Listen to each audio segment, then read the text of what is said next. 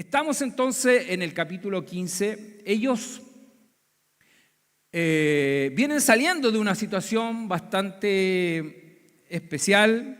Dios lo había librado de manos del ejército egipcio. El pueblo había experimentado algo que nunca habían presenciado.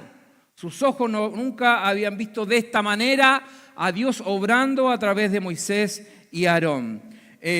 Dios ya había actuado de manera sobrenatural con las plagas que había enviado sobre Egipto, ¿no es cierto?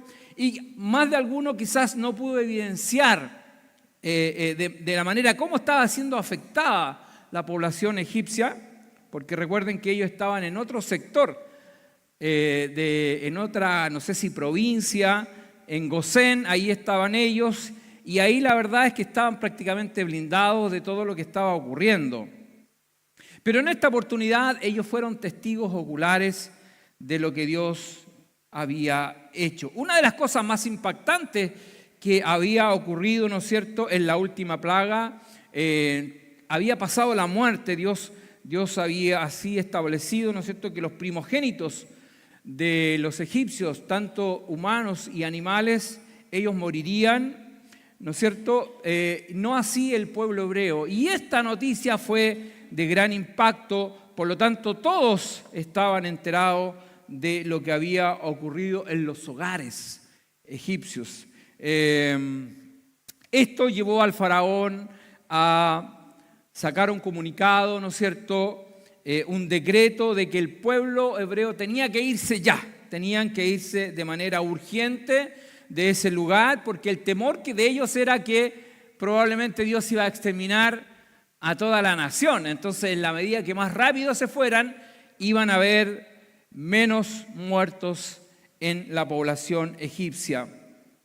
Así es que ellos ahora habían salido a la tierra que Dios le había prometido a sus padres, a Abraham, a Isaac y a Jacob. Así que estando ellos en el campamento que se compartió con nosotros la semana pasada, en el lugar de Pi-Hahiroth, ellos fueron alcanzados en ese lugar por el ejército del faraón.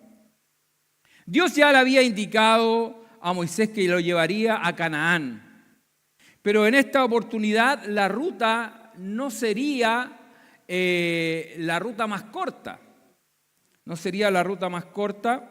Y ahí, bueno, ahí quiero, no sé si está el mapa, yo había mandado un mapa, ojalá lo puedan poner, pero había por un lado, había una línea mucho más directa hacia la tierra de Canaán, es decir, del punto 1 al 18 podían pasar en recta. Sin embargo, ahí estaban los filisteos, que eran guerreros, y por lo tanto Dios, para no desanimar al pueblo, porque Dios lo iba a acompañar igual, pero en medio de la guerra el pueblo se podía, ¿no es cierto?, desanimar y querer volver a Egipto. Por lo tanto, los hace rodear todo el mar Rojo, ¿no es cierto?, en los 18 puntos que usted va viendo, y esa fue la trayectoria del pueblo de Israel. Dios había prometido, como les digo, y en el capítulo 13, los versos 17 y 18, ahí señala, ¿no es cierto?, que había una ruta más directa, pero Dios tomaría una ruta donde iba a realizar varias cosas en ese proceso. No tan solamente los iba a librar, ¿no es cierto?, de una tremenda guerra con los filisteos, sino que además trataría con ellos en cada uno de esos puntos. En cada punto que está ahí señalado, Dios trató con su pueblo.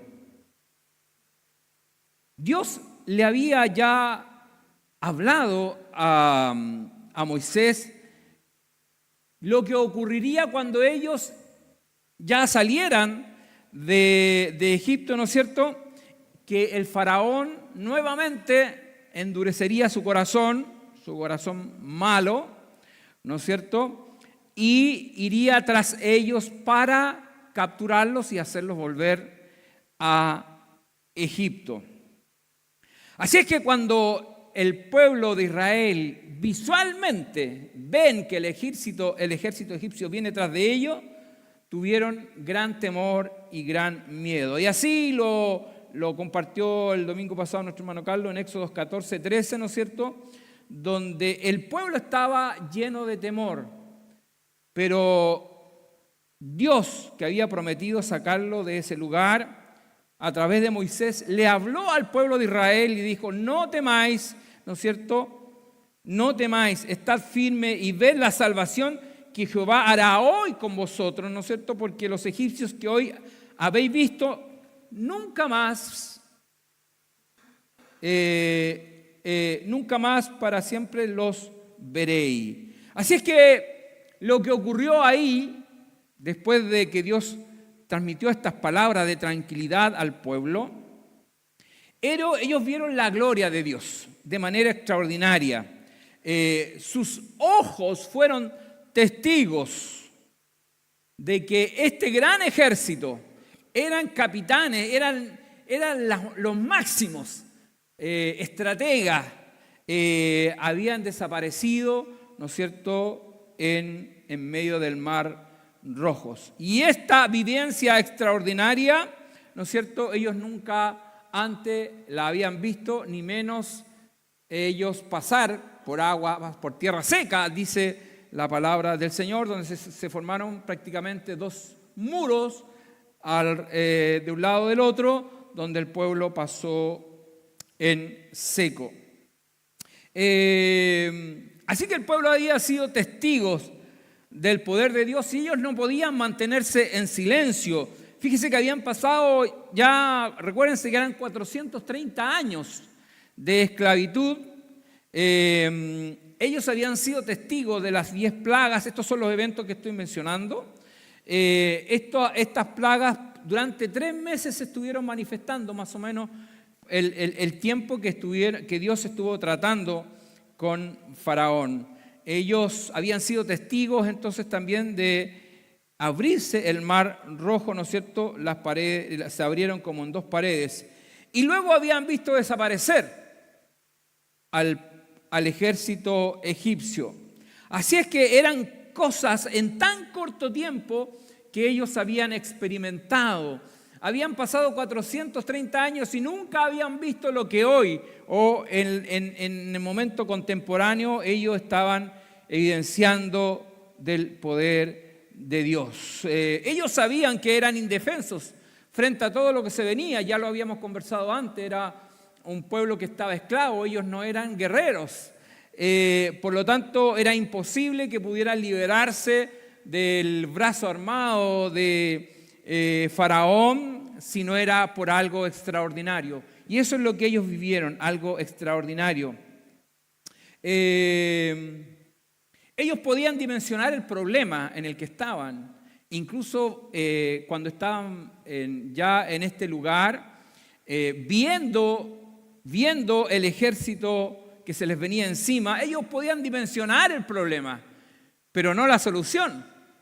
No la solución. Quizás a lo mejor los más espirituales, si uno pudiera parafrasear, habrán pensado algunas cosas que podían ocurrir, que podían presentarse ángeles, no lo sé. Y los más incrédulos le dijeron a Moisés: ¿no habían sepulcros en Egipto que nos trajiste a morir acá en el desierto? Esas fueron las palabras. Sin embargo, ellos vieron algo que era inimaginable para ellos. Primero, que el mar se abriera, y lo segundo, de cómo después el mar se tragó a todo ese ejército. Así que ellos no podían contener. Después que había ocurrido esto, todos habían evidenciado la maravilla, la gloria, la misericordia de Dios en ese lugar. Del más pequeño hasta el más anciano habían visto con sus ojos la gloria de Dios. Por lo tanto, la emoción que había en medio de ellos era tremenda. Había una gratitud en sus corazones que no la podían contener, Así es que ellos irrumpen en alabanza, en adoración al Dios Todopoderoso. Fueron más de 600.000 voces que se alzaron para entonar un cántico de victoria. Las aguas se habían abierto, ¿no es cierto? Y ellos estaban salvos al otro lado, que en el mapa se podía evidenciar el punto en que ellos habían cruzado. Así que había que celebrar a Jehová. Toda la congregación redimida, es decir, liberada, ellos se vieron rodeados de las pruebas que Dios les dio, ¿no es cierto?, en favor de ellos. Mostró su amor, su poder, su misericordia.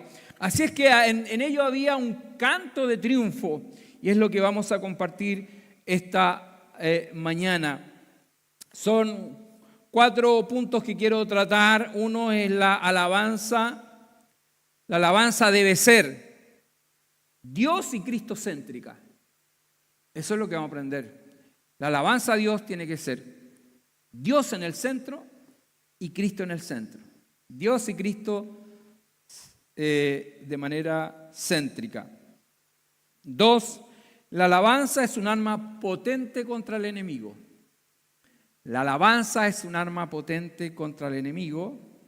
3, no te avergüences de alabar a Dios con expresión de gratitud. Nunca te avergüences de alabar a Dios. 4, pedir y renegar a la vez. ¿Por qué? Es el 4 punto, fue la última lectura que hicimos de manera pausada para tenerlo presente. Así es que si yo tuviera que titular este mensaje, diría así, que la alabanza a Dios lleva a su pueblo a la victoria. La alabanza a Dios lleva a su pueblo a la victoria. Así que partimos hablando entonces de que la alabanza, el cántico, debe ser Dios y Cristo céntrico siempre. Y esto lo vemos en los versos del 1 al 6, ¿no es cierto? Donde ahí aparece de manera evidente en la historia del pueblo hebreo la alabanza a Dios y las expresiones de gratitud. Y esto es lo que cada persona o cada ser humano tiene que, hijo de Dios, ¿no es cierto?, exteriorizar, vivir y sentir. ¿Qué vimos aquí? Cánticos, instrumentos de música y danza. Es lo que vimos en todo el capítulo. Si uno tuviera que resumirlo así: cánticos, instrumentos de música y danza. Ahí entonces nosotros nos vamos a encontrar con las expresiones de Moisés, que él parte, ¿no es cierto?, este cántico de victoria. Ellos habían visto en acción a un gran estratega militar, podríamos decirlo así. Nosotros vamos a ver que a través de la historia y en los libros del Antiguo Testamento, que Dios siempre peleó por su pueblo. Cada vez que su pueblo se volvió a Él, fue un pueblo temeroso, Dios peleó por ellos. Y por lo tanto, fíjese que Dios hace como quiere. Dios no se somete a estrategias ni a estrategas humanos, sino que Dios es soberano. ¿Amén? Él hace como quiere. Nadie condiciona a Dios de la forma como Él debe actuar. Y esto es lo que vimos en estos capítulos que hemos compartido. Dios había mostrado a su pueblo escogido, ¿no es cierto?, su misericordia. Él lo había escogido para salvación, por lo tanto la salvación siempre viene de Él. ¿Sí? ¿O fue Moisés que salvó al pueblo? No, Moisés fue instrumento en las manos de Dios, pero fue Él el que intervino. ellos lo vieron como un gran guerrero, actuando, ¿no es cierto?, de manera tan estratégica lo que Dios hace.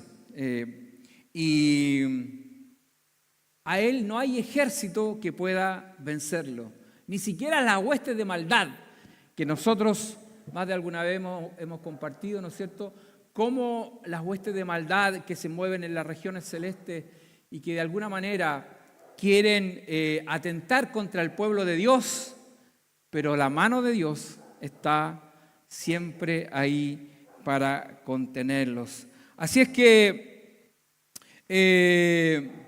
Moisés no puede callar lo que él ha visto y reconoce a Dios como el Salvador del pueblo, y es lo que nosotros leemos en los primeros versos de este capítulo, ¿no es cierto? Y este Dios que se había mostrado con ellos es el mismo de hoy. ¿O ha cambiado? No. Es el mismo de ayer, hoy y por los siglos. Entonces lo que nosotros vemos, lo que nosotros aprendemos primero de estos versos, es que el cántico, la expresión, no estuvo centrada en el lamento de los 430 años, ni lo que sufrieron, ni aquí, sino que el cántico fue para exaltar a Dios. Y por lo tanto, la iglesia del Señor, que nosotros sabemos quién ha liberado al pueblo de Dios, y que es usted y que soy yo, ¿no es cierto? Nuestro Salvador se llama Jesucristo. Él es nuestro libertador, y por lo tanto, cada vez que cantamos al Señor, ¿qué es lo que debemos hacer? ¿Qué debemos realzar? ¿Hacia dónde debe ir nuestro cántico? A Dios, a Cristo. Decíamos, cariñoso Salvador. ¿A quién le estamos cantando? A Él, a Él. Así que lo primero, saber que como iglesia, como pueblo del Señor, cada vez que cantamos, nosotros lo que debemos hacer es exaltar el nombre de Dios. Y eso es lo que hemos procurado como coro de nuestra iglesia, ¿no es cierto?, que nuestros cánticos estén centrados en Dios y Cristo. Por eso hablamos de Cristo céntrico, ¿sí? ¿Amén? Eso hemos aprendido de estos primeros versos de Moisés, ¿sí? Si usted lo lee, ¿no es cierto?, es algo tan sencillo de señalar. Dice dentro del verso 1, dice, cantaré yo a Jehová porque se ha magnificado grandemente. Y si usted sigue leyendo, se va a encontrar con una serie de expresiones que reconocen el poder de Dios, reconocen su autonomía, reconocen su soberanía, reconocen su mano fuerte y poderosa. Así es que es lo primero que quiero esta mañana que la iglesia tenga presente, que por qué damos siempre la gloria a Dios. Es por lo que el pueblo vivió y lo que nosotros hemos aún más, porque nosotros hemos sido libertados de las tinieblas a la luz admirable. Hemos salido de esclavitud para ser el pueblo escogido de Dios, el pueblo que estará por la eternidad con Él. Por eso que esa debe ser nuestra alabanza y nuestra adoración. El segundo punto que quiero tratar esta mañana es que la alabanza es un arma potente contra el enemigo. En los versos 7 en adelante nos vamos a encontrar con cómo, ¿no es cierto?, Moisés hace una descripción detallada para dejar grabado en la historia del pueblo hebreo lo que había ocurrido. ¿Qué es lo que había? ¿Cómo Dios había derribado de manera extraordinaria cómo la ira del faraón había sido aplacada, cómo ellos habían dicho que iban a arrasar, iban a hacer despojos con los hebreos. Sin embargo, Dios mostró su poder y su gloria. Fíjese que, y si uno entra en detalles, cuando comienza a leer estos versos en adelante, no solamente Moisés está hablando de la situación pasada. Si usted lee detalladamente y sigue la lectura, Moisés es cierto, está hablando de lo que Dios había hecho con Faraón, con su ejército, todo lo demás, pero luego está hablando de lo que va a ocurrir hacia adelante, de cómo Dios le daría la victoria con los filisteos y en todos esos pueblos donde ellos tenían que pasar. Estaban recién partiendo, fueron 18 puntos donde ellos fueron avanzando. Eso estaba planificado para pasar en 40 días. Pero por la dureza del corazón se convirtieron en 40 años. En 40 años. Entonces, aquí nosotros nos podemos encontrar con un texto que nos está enseñando que la alabanza a Dios es un arma potente, ¿no es cierto?, para tener victoria, para lograr, ¿no es cierto?, vencer toda situación en la cual estemos enfrentando. Y así Moisés lo está señalando. Si nosotros miramos el capítulo 15 en su detalle, no encontramos ninguna expresión que haga referencia al yo. Ninguna. Nada que haga referencia a las acciones, a las palabras, a los sentimientos, ¿no es cierto?, al fruto del trabajo humano, lo que ellos tuvieron que hacer, cómo tuvieron que correr. No, nada de esas cosas, sino que todo hace referencia a Dios, que Él los había guardado y que los guardaría en toda la trayectoria que ellos tenían que recorrer. Así es que está la gloria de Dios y nada de humanismo en estas expresiones.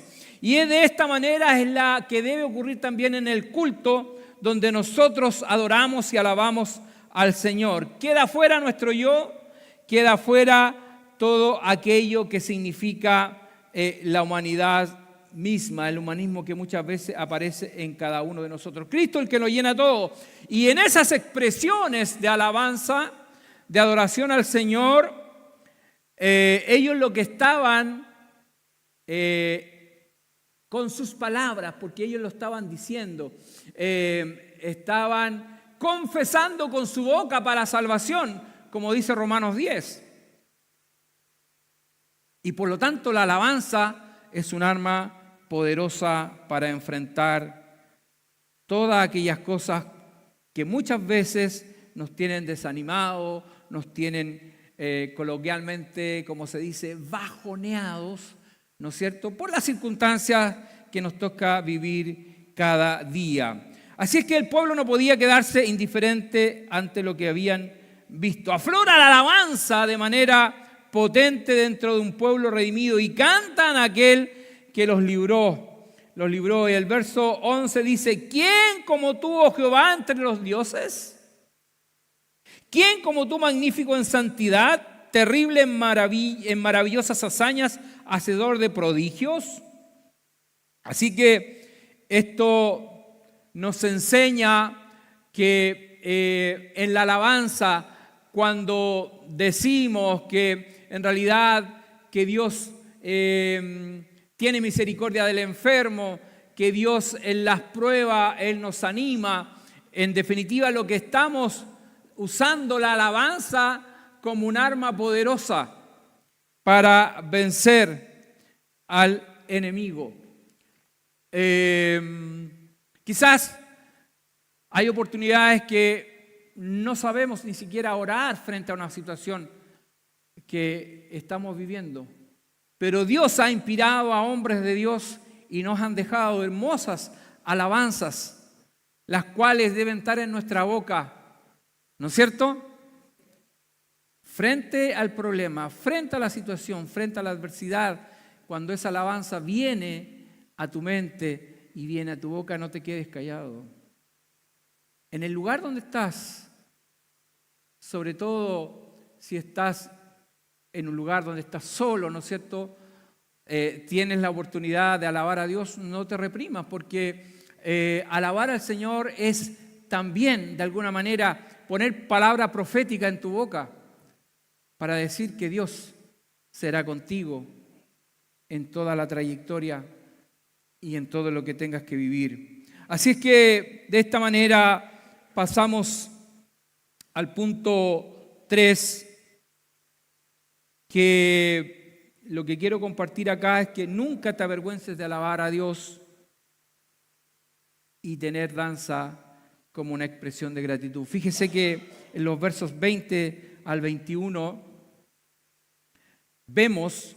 nos encontramos a la hermana de Aarón, hermana de Moisés, ¿no es cierto? Que ella en medio de la multitud, porque si nosotros pudiéramos transportarnos y ver cómo el pueblo todo estaban alabando a Dios y de alguna manera, no sé, me imagino a lo mejor repitiendo las palabras de Moisés, eran cosas nuevas las que estaban viviendo, ellos estaban aprendiendo a conocer a Dios. Así que Moisés, que es el guía de ellos, de alguna manera le está enseñando a adorar a Dios, a alabar a Dios, y en las expresiones que Moisés está señalando, el pueblo está efusivo, está contento, está agradecido por lo que ellos habían visto. Y sale de en medio de esa multitud, sale María, ¿no es cierto? Y ella toma un pandero, no lo había leído de manera tan detallada, pero fíjese que la música es algo que siempre ha estado, ¿no es cierto? Si uno va un poquito más atrás en Génesis, nos encontramos con que había ya diferentes como artesanos del bronce, ¿no es cierto?, de instrumentos, etcétera. Así es que María, me imagino yo, es lo que encontró a mano. Es lo que encontró a mano y sacó un pandero, perdió el pánico escénico, ¿no es cierto? Ese pánico que muchas veces tenemos y queremos adorar a Dios, pero que no nos vean. Y nos cuesta hasta levantar la mano porque ¿qué pueden decir? En realidad, lo que nosotros tenemos que aprender esta mañana, que a María no le importó nada. ¿Ah? Ella tomó el pandero en su mano y dice que cuando la vieron a ella, las mujeres se animaron. ¿Ah? Las mujeres se animaron y salieron detrás de ella y todas las demás fueron a buscar pandero. ¿Ah? Fíjese, si usted lee el texto, dice: y María profetiza, hermana de Aarón, tomó un pandero en sus manos y todas las mujeres salieron en pos de ella con panderos y danzas. Y María les respondía: cantad a Jehová. María los animaba: cantad a Jehová, les decía, ¿no es cierto? Porque en extremo se ha engrandecido de manera extraordinaria, en extremo, es algo que Dios ha mostrado todo su esplendor y toda su gloria con nosotros. Ella le está diciendo eso. Así que seamos agradecidas. Le dice: ha echado en el mar el caballo y el jinete. ¿Cómo nos vamos a alabar a Dios? ¿Cómo nos vamos a quedar tan quietitos? ¿Ah? ¿Cómo nos vamos a quedar solamente con la alabanza de Moisés y los demás? ¿Acaso Dios no nos libró a todos? ¿Y acaso Dios no ha hecho misericordia contigo? ¿Ah? ¿No ha mostrado su amor y misericordia más de alguna vez? Además de darte salvación y vida eterna, ¿has experimentado la misericordia de Dios? ¿Sí? Más de alguna vez Dios ha mostrado su gloria contigo. Ha tratado contigo de manera personal. ¿Cómo no de alabarle? ¿Cómo no de bendecirle? ¿Cómo no de expresarle al Señor mi gratitud porque Él ha sido bueno? Entonces, cuando estamos cantando como que me quiero salir de ahí y danzar al Señor porque Él se merece toda la gloria, toda la honra. Si Él ha sido bueno contigo, ha sido bueno el Señor a lo largo de tu vida. Dios fue fiel con este pueblo, mostró su gloria y su poder. Así que nunca te avergüences de alabar a Dios. No, es que canto mal, no importa. Si no estás con micrófono, así que nadie se va a dar cuenta. Alabar a Dios con gratitud. ¿Sí? Nunca te avergüences de alabar a Dios. Nunca. Porque si tú te avergüenzas de Dios, ¿qué pasará? Él se va a avergonzar de ti algún día. Así que el aprendizaje de esta mañana es alabar al Señor. ¿Sí? Si es la oportunidad que tenemos, por hermano, cuando venimos a la casa del Señor. ¿Cierto? Claro, si para eso nos reunimos, para exaltar y bendecir el nombre del Señor. Ese es el propósito de congregarnos. Dios habita en medio de la alabanza de su pueblo. Nosotros somos su pueblo, ¿o no? Somos pueblo adquirido por Dios, nación santa, real sacerdocio, para anunciar las virtudes de aquel que nos llamó de tinieblas a su luz admirable. Por lo tanto, Él se merece expresiones de júbilo, expresiones de gratitud al Señor. Así que no debemos reprimirnos de alabar a Dios, porque Él ha sido maravilloso, ha sido bueno. Dios ha tratado con cada uno de nosotros de manera personal. Así que no te quedes callado con lo que Dios ha hecho contigo. ¿Ah? Nunca te lo guardes. A lo largo de nuestras vidas, yo voy a interpretarlo a usted, porque me miro y yo he visto la mano de Dios. Desde que nací he visto cómo Dios me ha guardado, Dios me ha librado de la muerte. Dios ha sido bueno. Él ha sido bueno. Dios ha sido bueno. A mí me dio una oportunidad. Yo debería estar muerto. Sí. Viniendo en la carretera a 120 kilómetros por hora me quedé dormido. Cansado, agotado. Y cuando me veo chocando las barreras en la autopista antes de llegar a Bomaire, grito, ¿qué pasó? Digo así, y veo cómo todo se me descontrola. Y llega un momento en que el vehículo estaba incontrolable, daba vueltas como trompo así, una cosa tremenda, y se me pasó en segundos. Se me pasó una película de toda mi vida.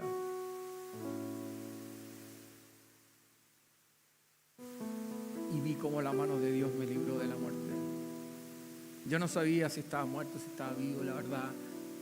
Me bajé del vehículo cuando se paró, me tocaba. No sabía qué pasaba en realidad. Después de ya pasar todo el momento, le di gracias a Dios porque me había dado una oportunidad más. ¿Cuántas oportunidades te ha dado Dios? Dios es bueno, es maravilloso. Por eso no me canso de alabarlo, de darle gracias porque ha sido fiel y verdadero. Pero ¿qué nos ocurre muchas veces? Y quiero ir al punto 4, porque nos pasa esto como le pasó al pueblo de Israel. Fíjese que Dios sabe todas las cosas. Él conoce todas las cosas. Y Dios tiene que corregir al pueblo ya. En los versos 22 al 27. Pedir y a la vez renegar. Pedir, pero no creer. Fíjese que el pueblo de Israel salió del lugar. Habían tenido una tremenda celebración. Yo diría una tremenda reunión. Habían danzado al Señor, se habían alegrado, habían visto la mano de Dios. Sin embargo, salieron del punto donde estaban y ya avanzaron por 3 días. Y durante esos 3 días no habían visto agua en el trayecto. Y llegaron a Mara, que era uno de los puntos que vimos en el mapa. Pero las aguas que ahí habían eran aguas amargas, eran intomables. Pero el pueblo, junto con pedir, que no estaba nada de mal, porque eso es lo que Dios quiere que nosotros pidamos, lo que hizo el pueblo fue quejarse, fue murmurar. Es decir, no tan solamente manifestar su necesidad, sino que además murmurar. Y quiero, en esta lectura de los versos 22 al 27, quiero centrarme en el verso 24 que dice: entonces el pueblo murmuró contra Moisés y dijo: ¿qué hemos de beber? ¿Qué hemos de beber? Ellos habían visto la misericordia de Dios. Habían visto abrirse las aguas. ¿Acaso Dios no podía proveer agua? ¿Qué dice usted? Sin duda que Él lo podía hacer. Y ellos solamente tenían que pedir agua. Pero junto con la pedida viene la murmuración, la duda. ¿Por qué no tenemos agua? ¿Acaso Dios no es poderoso para darnos agua? Y murmuraron contra Moisés. Así que, ¿qué hace Moisés? Con esa paciencia que Dios le dio, siempre dirigido por el Señor, nos relata el texto que Moisés tomó un árbol y lo echó a las aguas. Y ocurre nuevamente un milagro. Nuevamente un milagro. Pero Dios no se los pasa por alto. Y eso quería yo resaltar en este último punto. Dios no le pasa por alto este hecho porque ellos tenían que aprender. Aprender a temer a Dios. No estaban tratando con un par ni con alguien que era, ¿no es cierto?, de su propio pueblo, sino que estaban tratando con Dios. Así que Dios, junto con responder, les tiene que enseñar, y eso lo encontramos en los versos 26, en realidad en el 26, porque el 27 ya está concluyendo, pero dice: y allí Dios, del verso 25 tomó la parte, dice: allí les dio estatutos y ordenanzas y allí los probó. Dios tiene que llamarlos a terreno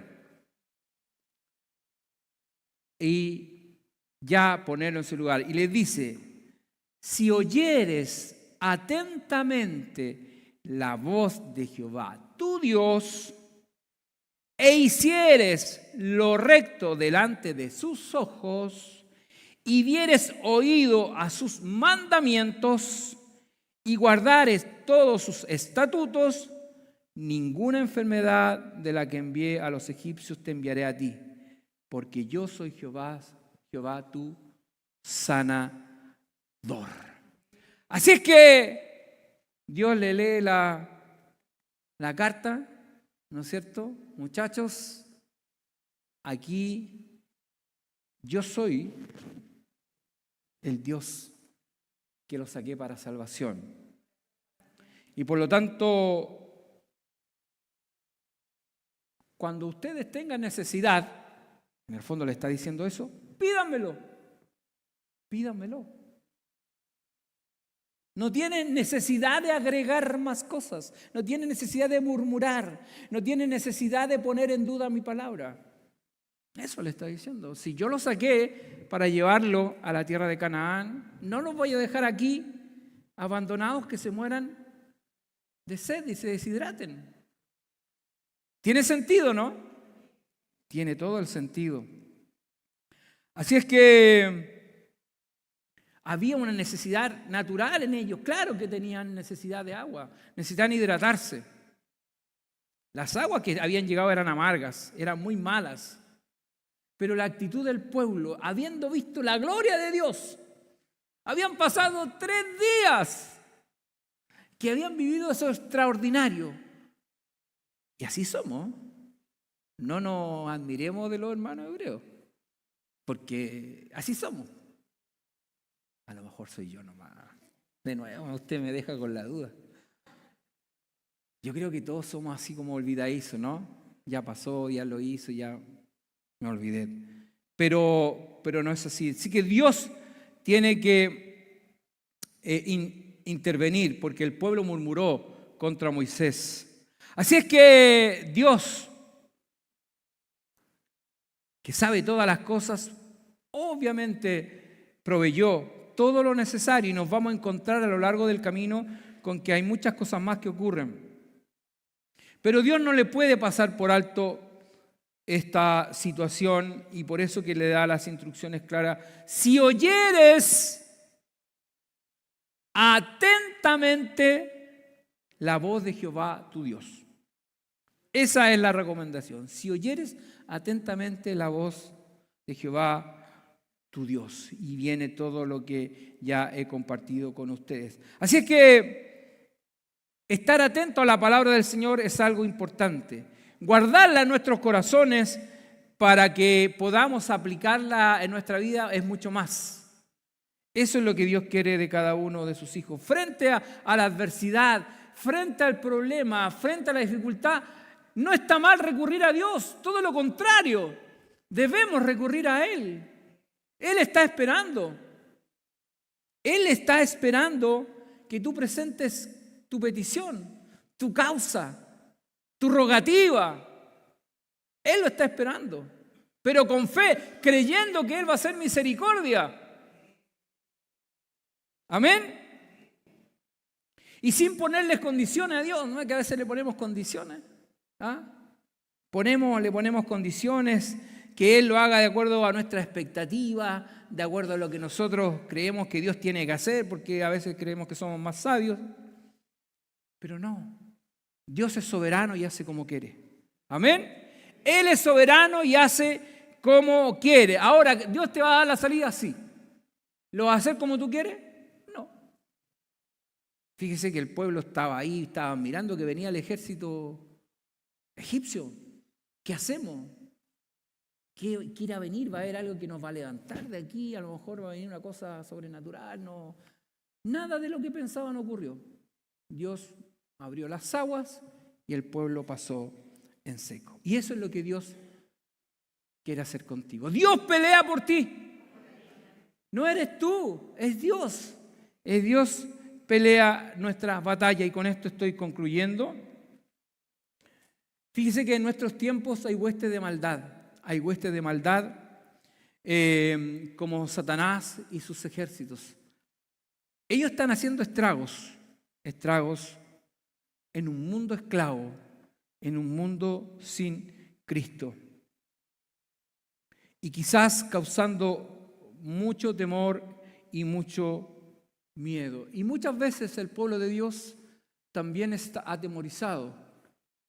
Así como el ejército egipcio atemorizó al pueblo de Dios, muchas veces nosotros también somos atemorizados por ciertas circunstancias que nos ocurren. Pero no nos olvidemos que Dios va al frente. Que Él va al frente de tu causa. Él no la ha dejado ni la ha abandonado. Es el mejor abogado, es el mejor juez. Él pelea por ti. Así que frente a la adversidad, frente al problema, quizás podamos sentir temor y algunos miedos, pero confiemos en el Señor, confiemos en Jehová de los ejércitos, que no estamos solos, que Él va adelante. Nuestro clamor a Él, y en este último punto, es no renegar contra Dios, es no renegar, sino que pedir y esperar en Jehová. Esperaré en Jehová nuestro Dios y a Él alabaré. Por eso que el pueblo de Dios tiene que exaltar y bendecir su nombre, porque la alabanza es un arma poderosa para ganar victoria. Dice el Salmo 150, verso 6, dice, todo lo que respira, alabe a Jehová. ¿Usted quiere alabar a Dios?